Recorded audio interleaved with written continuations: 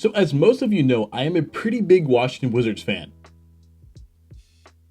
Listen, it's Shaq, man. 2000 Western Conference Finals, Shaq, Funko Pop. You can't get mad at the guy for having a Shaq Funko Pop, okay? And I guess I also changed my setup, so there's no longer the Washington Wizards sweatshirt in the back. Okay, so maybe if you're new to my channel, you don't know I am a Washington Wizards fan. And as you know, preseason has finally started. By the time you see this, we'll have 2 of their preseason games done. They lose the first preseason game to Alex Sarr, having a game-winning lob. Sarr setting that screen, throwing it up. Sarr, oh, Drew, you called it. No way. And so I haven't watched the second game yet, so I don't really know what happens in that second game yet. I don't know if they're going to win or lose.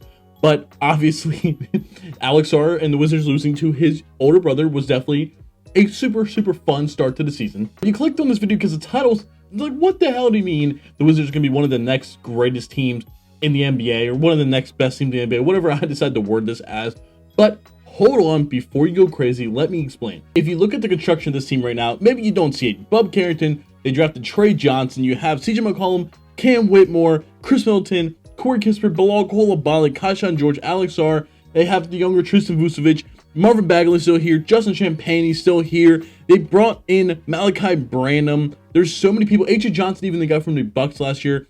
There's so many people on this Washington Wizards team that's like, you know what? Who's really going to be their guy going forward? And I think right now it's actually a beautiful place to be in. The Washington Wizards took Alex Sarr 2nd overall in last year's draft, and a lot of people were like, hey, it was a pretty weak draft class, so you weren't going to get a start out of that. And I think it's fair to say, I don't know if Alex Sarr is ever going to be an All-NBA player, but I do see All-Star potentially in his future. I definitely see an All-Defensive team in his future as well. I think the Wizards got out very well in that draft. Listen, it's okay. You don't need a superstar every single draft. Sometimes you need guys that can fit in a role. And if I've seen anything from this first preseason game, is that Alex Sarr might have taken a leap. And again, it's preseason. You don't want to overreact to preseason, especially the first game of the preseason. There's still so much left that can happen. But we saw a guy that was rolling off the pick instead of trying to do little pop screens and try to shoot threes. He only took 1 3. He made it. He's a guy that got to the basket, was way more physical on the defensive side of the ball too. And if that's the kind of version of Alex Sarr we can get, that's like 60+% from the floor, probably mostly inside the paint, what we need him to be. A guy that can be at all defensive level as well. I think that's going to be huge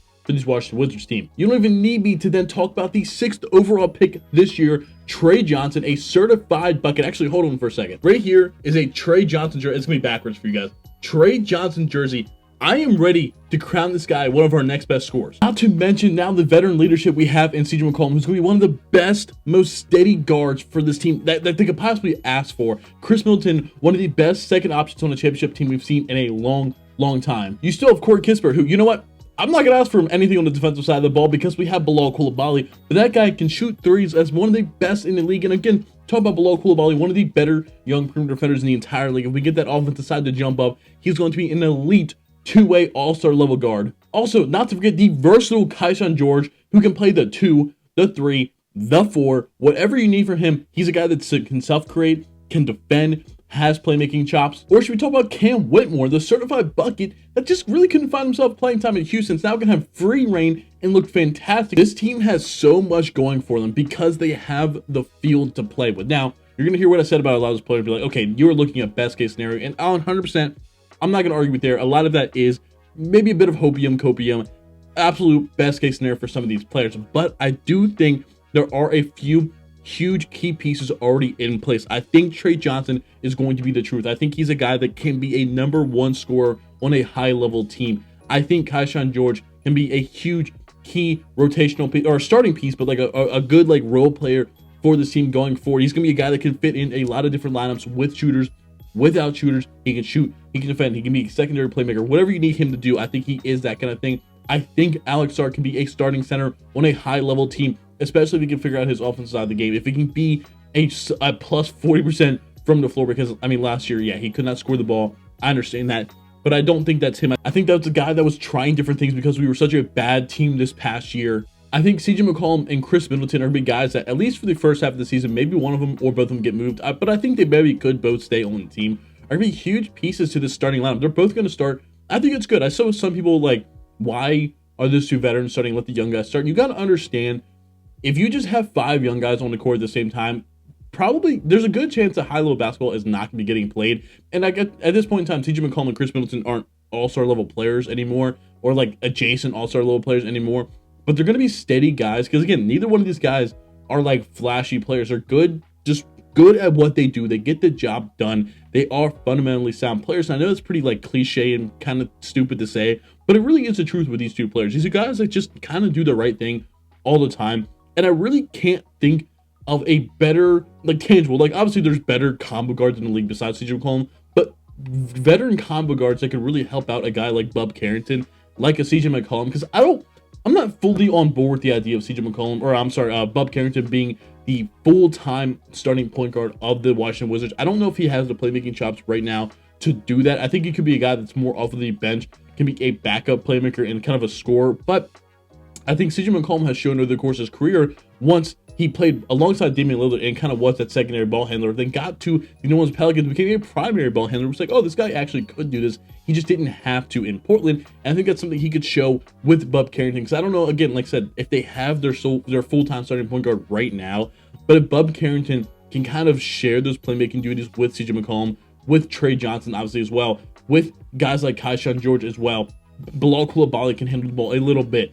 I think they're going to be a team that this year doesn't really have a true point guard, but can kind of be playing point guard by committee. You're kind of hoping you get one of those true point guards in the draft this year. I mean, I wouldn't really count on free agency because right now Washington's just not really a free agent destination. They haven't been for a long time. And I get it. They haven't been a very good team in a long time. They haven't had a 50-win season since, what, 1979, I believe. So you're not really going to bank on bringing in a full-time starting point guard in free agency. But if you can draft one next year, obviously you have your superstars like Boozer you might want to actually get as well to see if they can be the number one. Because again, you don't really know if you have a number one on this team yet. You're hoping Trey Johnson's that, but you don't know if you have it yet. The Washington Wizards draft picks also look pretty good going forward. For 2026, it's 1 through 8 their own, or they swap for Phoenix. I think it's whatever one is most favorable. So like whichever team is bad, they can swap that pick. 2027, they have their own. 2028, it's more favorable of Washington, less favorable of looking for, like, a lot of different protections on these picks. But for the most part, they're gonna have top picks for the next 3 to 4 years, which I think is huge for this team. Again, a very young team that employs a couple big veterans. I think Marvin Bagley is also going to be like a good veteran backup pick as well for Alex Sarr. We saw him look pretty good in that preseason game as well.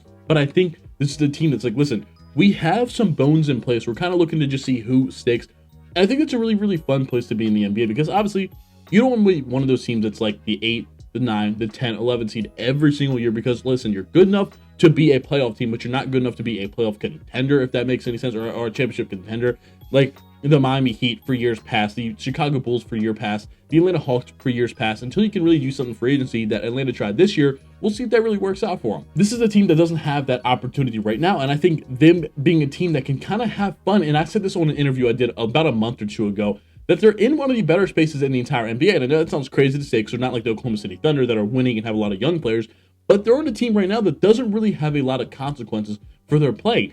If they're bad again, they can have another top pick. Boom, it's adding another piece of this young core. If they're good and they surprise or have a play-in spot, yeah, okay, maybe you're not going to make it deep into the playoffs, but I think that then shows you have pieces on the team that can be there long term. You're kind of in a win-win. The only thing that could derail the Washington Wizards season is a bunch of injuries. I think the biggest X factor for the Washington Wizards this year is going to be Alex Sarr. They're going to need him to take that leap full term. I kind of made a joke earlier that he took that leap in a preseason game. Again, it's preseason. You don't really take a lot of stock in that, but you need him to take a leap to being a borderline top 15 center in the NBA this year. A guy that you can reliably, depend on him within 10, 50 feet of the basket to be able to make his shots, to play really good defense, to be a rebounder, because our center room is not really anything. Like I said, you have Marvin Bagley, you have Tristan Vucevic, I guess, which is like fine. You're really going to need him to be really good. He's got to play a lot of minutes this year. I also think Keyshawn George can be another X factor, maybe like a secondary X factor, because I think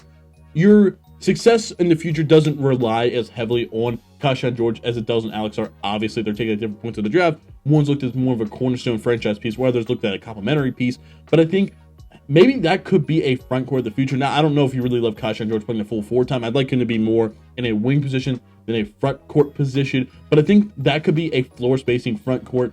Because, again, I don't really trust Alex Sarr to shoot 3-4 threes a game. But if he can shoot 1 to 2 and just be able to space the floor a tiny bit for guys like Trey Johnson to get to the basket, Bilal Coulibaly to get to the basket, Keyshawn George to get to the basket, I think it's going to be super big for this team. To really answer the question, or to kind of make the point of what I state in the title, because I guess I haven't really done that yet, about why I think they could be the next best team or one of the next best teams in the NBA. Because this team is a stockpile of young pieces. They're a stockpile of young talent, young trade assets. They also have draft picks. I think they could be in a similar situation as Oklahoma City Thunder. Now, hold on. Before you guys jump into comments like, oh, you're crazy, they have Shea, blah, blah, blah. I understand we don't have a Shea right now, but we have a lot of pieces that I think the next disgruntled superstar could find his way to Washington.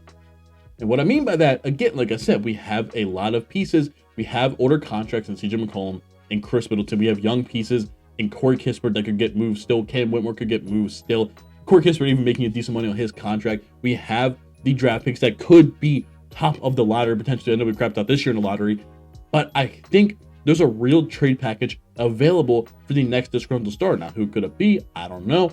Giannis, I don't think is going to walk through those doors, but I think that's one of the big ways they could then make themselves jump up, because I think they have a lot of complementary pieces.